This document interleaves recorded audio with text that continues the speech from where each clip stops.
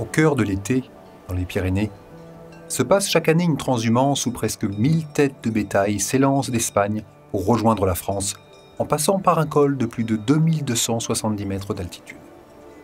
Une aventure réalisée par quelques éleveurs espagnols depuis plus de 3 millénaires. Ce film est leur histoire.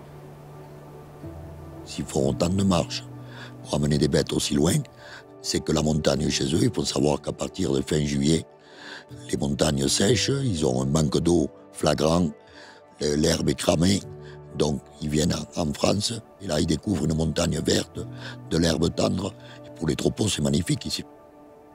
Si ces routes fonctionnent toujours, c'est qu'il y a toujours eu des deux côtés de la montagne des hommes pour s'entendre, perpétuer leur tradition, et parfois même partager des liens d'amitié.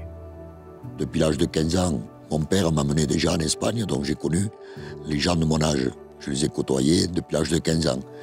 Et quand je suis arrivé à maturité, ils étaient me connaissant, ils avaient besoin d'avoir ce lien avec Gavarni, la personne qui le faisait avant moi étant plus âgée. Donc j'ai pris le relais tout naturellement, et surtout par amitié avec eux. Et bon, moi j'ai en plus la chance d'avoir une petite fille qui aime marcher, qui aime la montagne. Donc depuis 2 ans, elle a commencé à faire un quart du parcours, elle a fait la moitié, et je pense que cette année, elle arrivera complètement au lac de la Bernatoire. Dans quelques jours, les éleveurs espagnols se lanceront dans un voyage de 3 jours et de plus de 70 km, longeant le parc national d'Ordesa côté espagnol, puis plongeant dans la zone cœur du parc national des Pyrénées françaises. Une entreprise difficile et spectaculaire. Mais ça fait partie de notre culture, puisque ça date de 1600 et quelques. Donc, il y a toujours eu des gens comme moi pour faire... c'est pas mon travail, mais c'est une passion. S'il est fait très souvent référence au XVIIe siècle comme date de commencement de la transhumance de la Bernatoire, aux archives départementales de Tarbes, un archiviste passionné de montagne date ces traditions non pas de quelques siècles, mais plutôt de quelques millénaires. Alors ce phénomène de la transhumance et de la transhumance des troupeaux espagnols vers le nord est particulièrement passionnant dans la mesure où le phénomène donc, nous relie à une période extrêmement ancienne. On peut penser, d'après les recherches actuelles, que déjà des troupeaux venus du sud vont pâturer dans la zone de Troumout, de Gavarnie, 1000, presque 2000 ans avant notre ère. Donc ça fait 3000 à 4000 ans d'ancienneté. Et c'est très intéressant de constater que, alors qu'ailleurs, toutes les pratiques agricoles ont évidemment énormément évolué, là, on a une pratique fondamentale qui subsiste et qui fonctionne toujours pleinement pour des raisons réelles et pas folkloriques. Et que là, on a donc un témoignage qui nous relie à nos très anciens prédécesseurs, et c'est quand même quelque chose de très émouvant.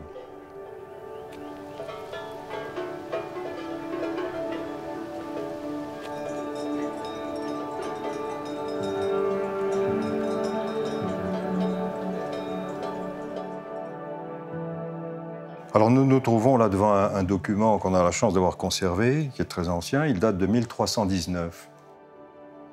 Le document, écrit en gascon et prenant des dispositions sur la façon dont sont gérées les montagnes du côté français, fait déjà clairement mention des droits exceptionnels des éleveurs espagnols. Où on nous dit que toutes ces dispositions sont prises à l'exception acceptat en los ports un los pans en panuenso, c'est-à-dire excepté les montagnes dans lesquelles les Espagnols ont droit de package. Cette phrase, âgée de 7 siècles, atteste qu'en 1319, les troupeaux espagnols parcouraient déjà les vallées françaises. Mais la montagne, elle, garde des souvenirs de ces passages dans son sol sur plus de 3 millénaires. Et demain, c'est une nouvelle page qui va s'ouvrir.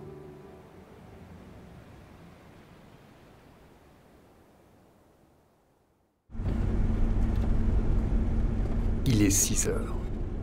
Jorge Castella se lance dans la première étape de la transhumance, celui de récupérer ses vaches dans la montagne et de les diriger vers la France. La transhumance pour nous, c'est une forme de vie. C'est une part de nostalgie de ce que nous sommes en réalité. C'est une part de nos racines.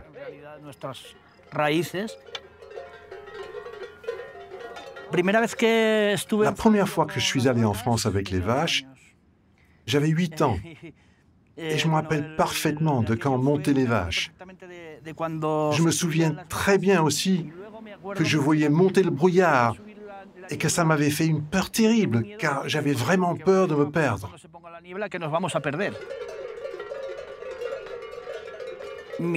Ma fille, elle avait 7 ans quand elle a fait sa première transhumance avec les vaches. C'est une question très sentimentale pour nous. Le troupeau est maintenant lancé. Il amorce son voyage par le passage d'un premier col.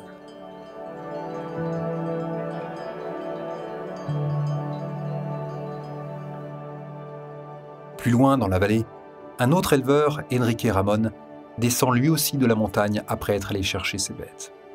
C'est l'heure pour Enrique et sa famille de s'assurer de la bonne santé du troupeau.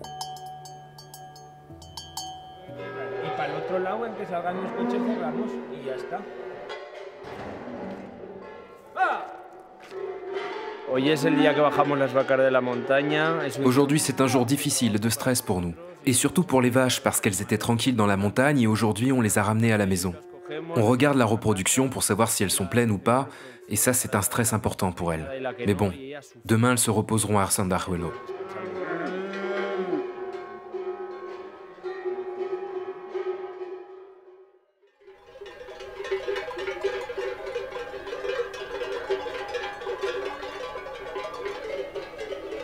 En partant à 4 heures du matin, Jorge, Enrique et les autres éleveurs espèrent rejoindre le plateau de Sandajuelo pour 11 heures.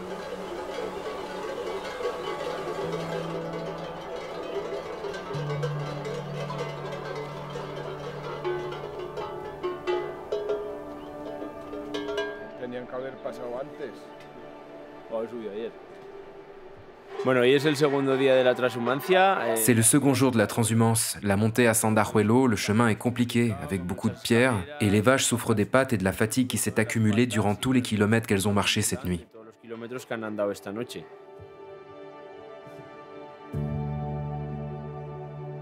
Après une pente très raide, les animaux retrouvent le chemin du soleil, puis le plateau de Sandajuelo.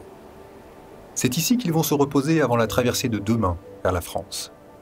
Pour les éleveurs, l'anxiété de la montée au col de la Bernatoire se fait sentir. Tant d'aurores, si nerveux. Par-dessus tout, la nuit d'avant à ne pas pouvoir dormir parce que je savais que le jour suivant on allait aller en France et on ne savait pas s'il y avait un jour de brouillard, de pluie. Il y a un côté nerveux, il y a du stress et aussi un peu d'émotion.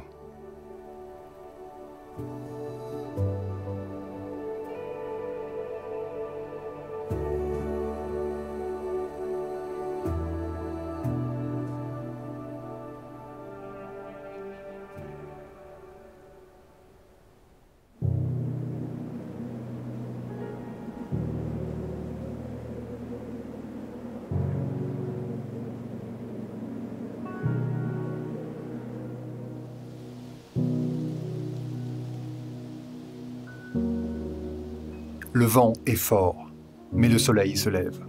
Il fera beau aujourd'hui. Mais la partie n'est pas totalement gagnée. Au départ de Sandajuelo et en direction du col de la Bernatoire, c'est presque encore 700 mètres de dénivelé que les animaux vont devoir franchir, quel que soit leur âge. C'est très surprenant de voir où peut aller une vache. Le seul problème qu'elles peuvent rencontrer, c'est un terrain excessivement sec ou enneigé. Mais à partir du moment où elles peuvent poser leurs pattes, alors là, il y a des endroits où elles passent et où beaucoup de gens ne passeraient pas. Il y a aussi des races qui sont plus aguerries que d'autres. Mais on est très surpris de voir où elles vont.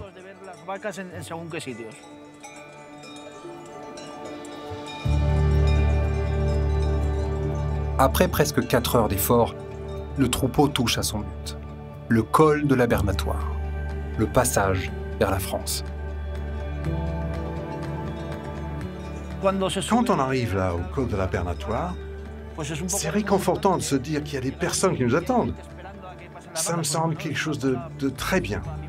Je trouve ça émouvant et ça me motive aussi. Tu vois, les vaches, elles sont parties il y a 3 jours. Tu vois, celles d'Henrique, elles vont complètement en bas.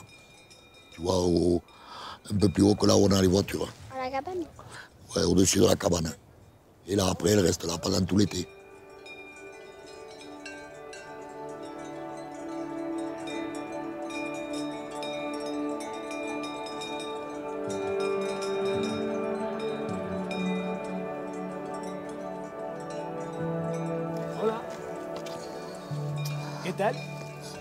Alors, t'es contente de les voir, tu vois?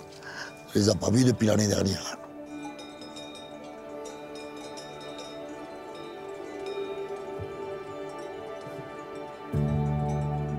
Cette année encore, les animaux sont passés.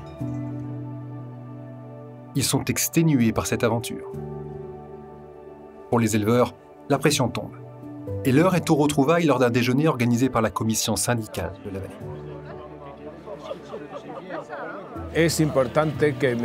Il est important que mon fils continue de faire cette transhumance. Et plus encore, c'est une vraie continuation de mon père et de mon grand-père. Et j'espère que les suivants continueront.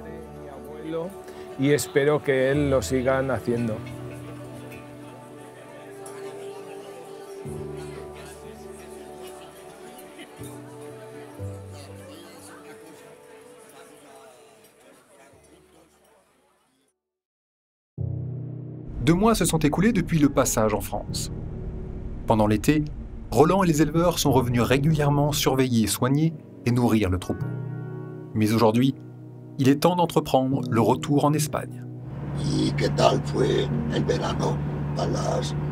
Et comment s'est passé l'été avec les vaches? C'était un bon été, il y a eu une bonne herbe, c'était bien. Seulement une vache est morte. Ah, juste une. Oui, oui. Et bon, que tout se passe bien. Récupère bien toutes les vaches, qu'il n'en reste pas une. Retrouver les vaches dans la montagne. Une tâche dont la difficulté est toujours difficilement prévisible pour les hommes. Cette année, elle semble particulièrement complexe.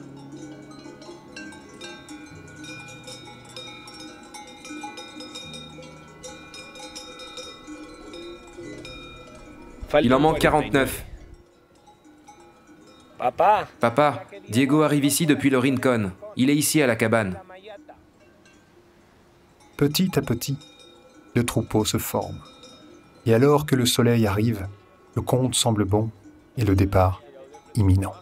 Les vaches sont très dispersées. On a ramené beaucoup de monde pour pouvoir aller partout. On a presque terminé, je crois qu'elles sont maintenant toutes là. Le convoi est maintenant lancé. Les animaux s'aventurent dans un chemin ancestral qu'ils empruntent depuis des années. Celui qui mène, une fois de plus, au bout de la vallée d'Ossau, au col de la Bernatoire.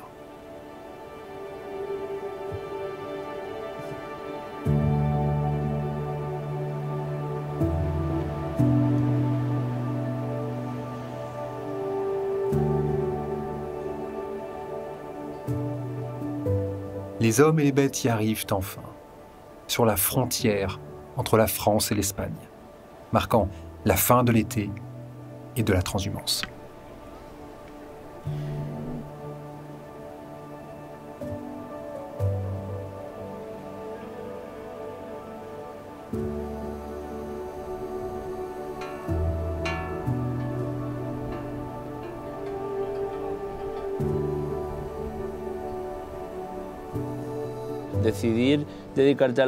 Décider de te dédier à l'élevage, c'est une décision très compliquée.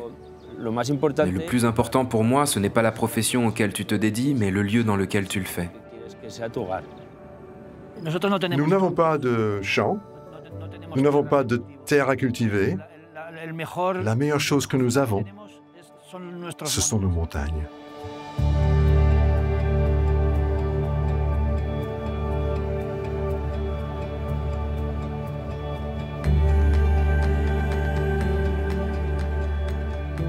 L'aventure de la Bernatoire fait partie des grandes histoires de nos montagnes.